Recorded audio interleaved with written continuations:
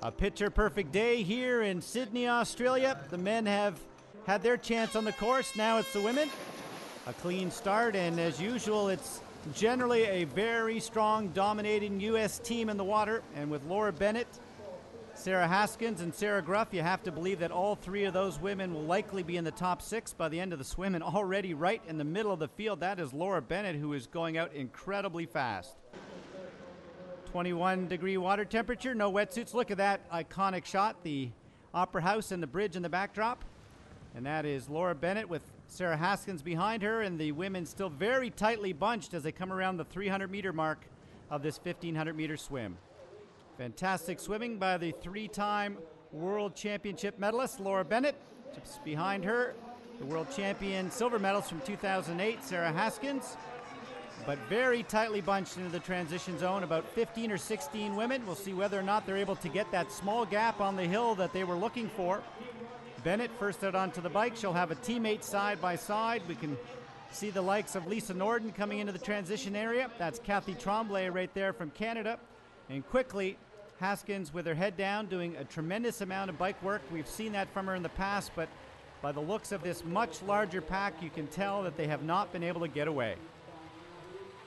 The hill each time about 25 or 30 seconds, not long enough for a significant breakaway. There's Emma Moffatt, last year's world champion. She had a bit of a shoulder problem with a crash about 8 weeks ago and still just coming back in rehab, so she's got to be pleased to find herself into that lead group early on the bike.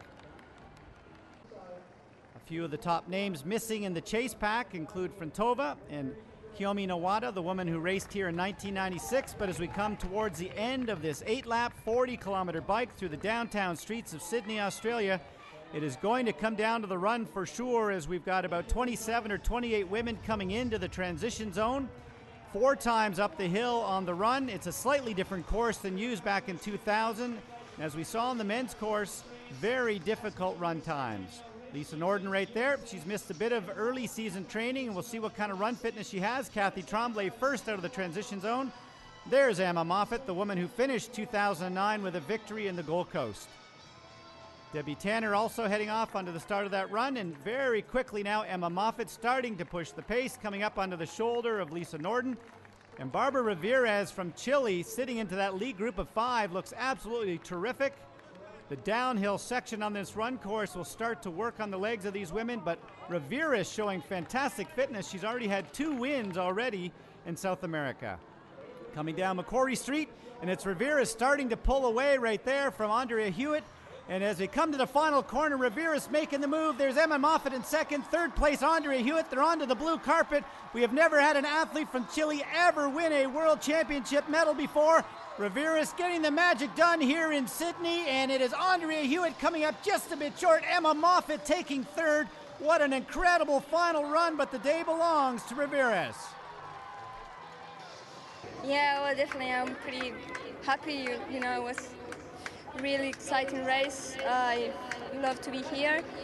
I was a bit struggling the day before the race. I went to South America for the South American game, and I get just last Wednesday, and was really long trip, and just maybe 2 days ago I start to feel a bit better.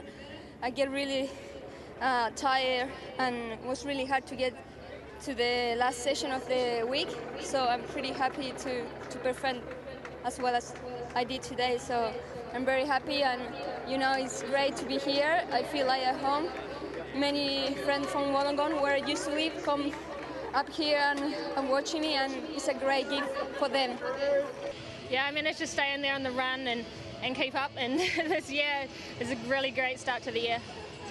I'm actually really happy with that. It was a close finish, so yeah, I was just happy, I guess, to be there in the swim, up there in the ride, and yeah, I felt pretty good on the run. It was just the downhill, I think, that got me.